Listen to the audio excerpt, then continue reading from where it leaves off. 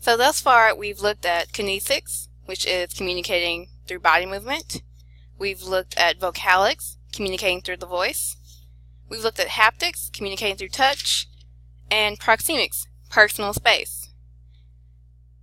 Now let's talk about communicating through time. This one, surprisingly, was not in your textbook, but I wanted to make mention of it because I think it is a very vital part of communicating non-verbally. The fancy word for communicating through time here is chronemics. Probably reminds you of the word chronology, chronological, that relates to time. So when it comes to time, and we've discussed a little bit about this in culture as well, there's monochronic time and polychronic time. If you come from a society that has monochronic time, then you like your schedule. Things are very segmented. Be aware monochronic cultures will have the color-coded, from this time to this time we will do this, maybe writing out the schedule for every 30 minutes there's something scheduled to do. There is more emphasis on making use of your time and not wasting time, as opposed to even interacting with the people that you're interacting with during that time. And a polychronic culture is actually quite the opposite. Time is still very important. You still want to show up on time to events and cases. Not every case, but in some cases. But the emphasis more is on the connection that is made with other people. So if I were running a little bit late to a meeting and a student stopped me in the hallway, in a monochronic culture, I'm going to say, hey, walk with me, talk with me, I'm on my way to a meeting. I have about 5 minutes to walk there. If you can talk to me about your issue in 5 minutes, that's great. If not, schedule an appointment with me. In a polychronic culture, I'm more likely to say, I have about 5 minutes to get there, but this is more important. Let's talk about what you need. So again, the social interaction is more of the emphasis in a polychronic culture.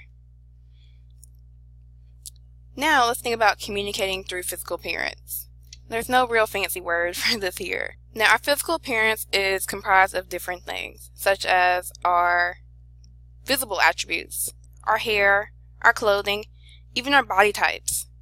So I've noticed that people will say, well, that person looks unkempt because they did not shave, right?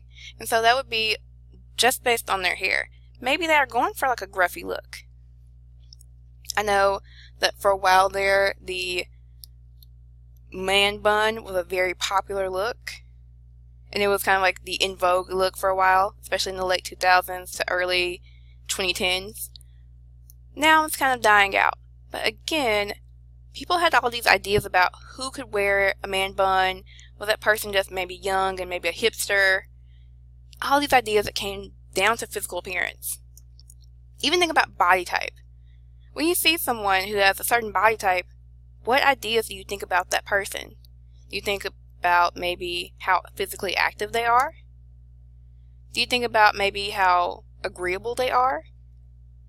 Sometimes there were jokes that went around about comedians who carried a lot of weight and saying that if they lost their weight, they wouldn't be as funny anymore, which doesn't make any sense, right? But again, it's centered back to this idea all about body type. Even think about facial symmetry. Think about that in most cultures, when they've done studies, that people who have symmetrical faces are usually judged as more attractive than people with asymmetrical faces. Now, although perfect facial symmetry isn't always the case, as seen as more attractive, because sometimes people will say, no, you need something a little bit off about you. We see that this has been a constant idea throughout cultures, even dating back to the Egyptians, who really, really loved a facially symmetrical face.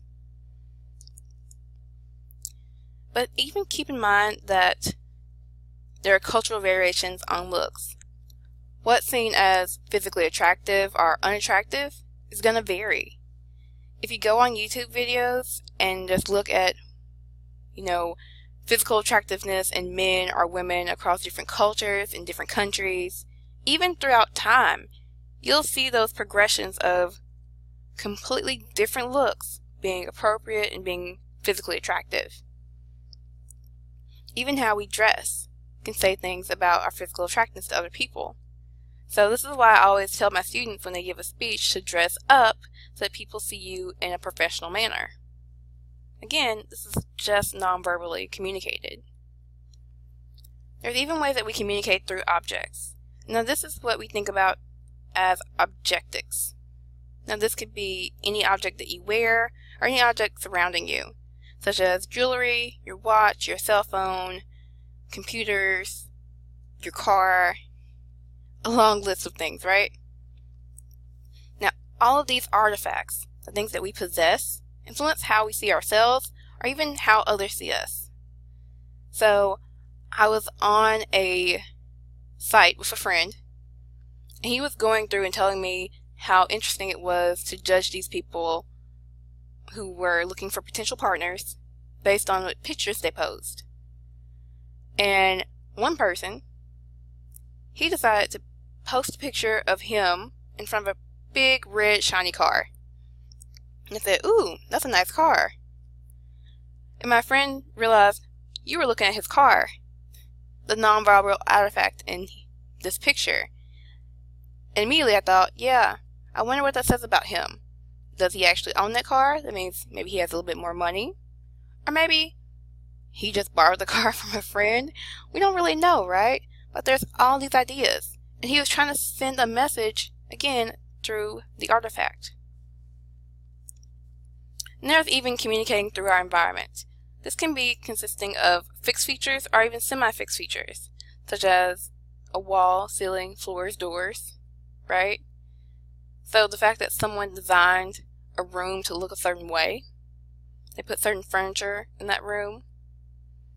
In the US, we kind of have an idea of bigger things better. The more open space, the better. Floor plans, usually for open concepts, have been extremely popular in the last decade or so. Even the lighting and the color have an effect on you. I know that my sister is very big on having natural light. If she can't get a classroom with natural light to teach in, she's actually a little bit sadder. And she tries to add more light, either through the use of lamps or brightly colored artifacts to help induce feelings of being outside and having nature right there. And when we think about culture, we can even see this being a factor in how we communicate through our environment, because color has different ideas in different cultures. And I'll save that for another video, a different time. So we've talked about a few more nonverbal codes here, and in the next video we'll talk about how those nonverbal codes function in our everyday life and how we can become more competent in managing our own nonverbal communication.